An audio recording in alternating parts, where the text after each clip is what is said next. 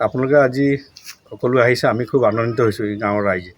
আপোনালোকে জানে এইটো হালুৱাটিং বজাৰ, হালুৱাটিং থানাৰ অন্তৰ্গত আৰু এতিয়া নতুন সমষ্টি আচলতে নাজিৰা সমষ্টিৰ আমি অন্তৰ্গত। আমি অসম চৰকাৰে বহুত উন্নয়ন কৰিছোঁ বুলি চবেই গম পায় আৰু সকলোৱে মানে গোটেই আজিকালি মিডিয়াত হ'ব চবতে গম পায়। কিন্তু আপোনালোকে এই ৰাস্তাটো দেখিলে গম পাব আচলতে উন্নয়ন কিমান হৈছে। ইয়াত আমাৰ বিৰোধী দলপতিৰ নিচিনা এজন দেৱব্ৰত শইকীয়া ইয়াত নিজে MLA আৰু নতুনকৈ এইটো গঠিত এটা সমষ্টি। এই ৰাস্তাটো আপোনালোকে দেখিলে আচৰিত হ'ব।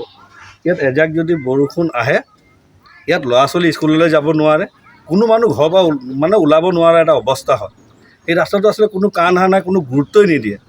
গোটেই হাইৱেবিলাকত আপোনালোকে 61 নং ৰাষ্ট্ৰীয় ঘাইপথত আপোনাৰ ইয়াৰ পৰা মানে খুব বেছি আপোনাৰ একদম লাগি থকা 61 নং ৰাষ্ট্ৰীয় ঘাইপথৰ পৰা লাগি সেই ৰাস্তাটো ওলাইছে নেপালী বস্তি আৰু চুতীয়া বস্তি সংযোগী পথ। ইয়াৰ পৰা নৰ্থ ইষ্ট স্কুল, হালুৱাটিং বজাৰ ME স্কুল, হালুৱাটিং বজাৰ মধ্য ইংৰাজী বিদ্যালয়, আমগুৰি কলেজ, গোটেইখন নাগালেণ্ড এই ৰাস্তাটোৱে অহা যোৱা কৰে।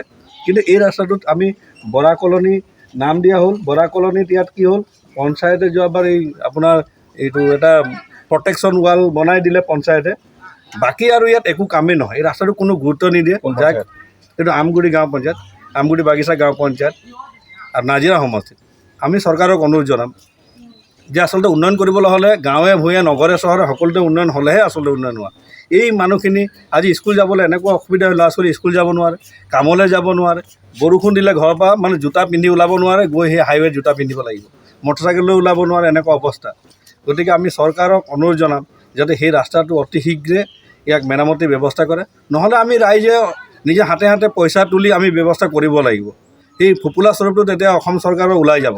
গতিকে আমি অনুৰোধ জনাম যাতে বিৰোধী দলপতি আছে, এতিয়াও মানে নিৰ্বাচন হৈ গ'ল, তেখেতে যদি পুনৰ আহে তেখেতো কৰিব লাগিব, নতুবা যদি যি MLA হয় আমি সেইজন MLAক আমি অনুৰোধ জনাম যে এতিয়া কৰিব লাগিব। আগত যি হ'ল হৈ গ'ল, এতিয়া অন্ততঃ এই ৰাস্তাটো কৰাৰ এটা ব্যৱস্থা কৰক, সেইটো আমি অনুৰোধ জনাইছোঁ। ভালকৈ বনাই দিব লাগিব, কাৰণ কেলে আমাৰ মানে বহুত অসুবিধা হৈছে আৰু স্কুল যাবলৈও ল'ৰা ছোৱালী বহুত অসুবিধা হৈছে। আমাৰ কেতিয়াবা কিবা এটা দৰকাৰ হ'লেও কাৰোবাৰ ওচৰত যাম বুলি ক'লেও মানে আমি নোৱাৰোঁ। আজি যদি কাৰোবাৰ ইয়াত বেমাৰো পৰি যায় নহয়, এম্বুলেঞ্চ এখন সোমাবলৈও মানে বহুত অসুবিধা হ'ব। সেইকাৰণে আমাৰ এই ৰাস্তাখন মানে বনাই দিব লাগে। এতিয়া যোনখন চৰকাৰ গঠন হ'ব সেইখন চৰকাৰে আমাৰ ৰাস্তাখন মানে বনাই দিব লাগে। এইটোৱে আপোনালোকৰ লগত ওচৰত কৈছোঁ। আৰু আপোনালোক কি কৰে, বহুত অসুবিধা পাইছোঁ মানে ৰাস্তাটোৰ কাৰণে। মানে আমি মানে বহুত চেষ্টা কৰিছোঁ, মানে বনাব নোৱাৰিছোঁ মানে ৰাস্তা। হালুৱাটিঙৰ ৰাস্তা হয়তো আমি পাৰ হ'ব নোৱাৰোঁ, গাড়ী এখনো আহিব নোৱাৰে।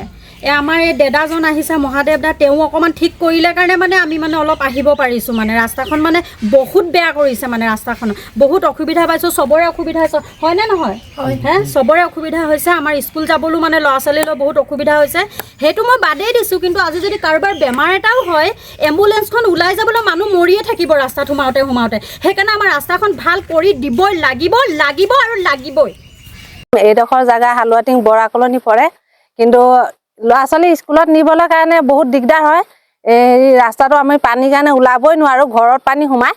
কিন্তু চৰকাৰক এইখিনিয়ে আমাৰ অনুৰোধ আৰু মানে ৰাস্তাটো বনাই দিব লাগে। আৰু আমাৰ ল'ৰা ছোৱালী স্কুল যাব নোৱাৰে, সেইটো কাৰণে চৰকাৰক অনুৰোধ কৰিছোঁ। আৰু ইয়াতে কমে 300মান মানুহ আছে, চবৰে কষ্ট হয়। ল'ৰা ছোৱালীবোৰ স্কুলত নিবলৈ দিগদাৰ হয়, ৰোগী চোগী নিবলৈ দিগদাৰ। মোৰ মতা মানুহজনে বেমাৰ, তথাপি গাড়ী চাড়ী সোমাবলৈ দিগদাৰ। এইফালে ৰাস্তাটো বেয়া, গাড়ী ঘোঁৰা একো সোমাব নোৱাৰে। সেইটো কাৰণে ৰাস্তাটো চৰকাৰৰ ওচৰত এইখিনিয়ে আমাৰ মানে অনুৰোধ আৰু বনাই দিব লাগে।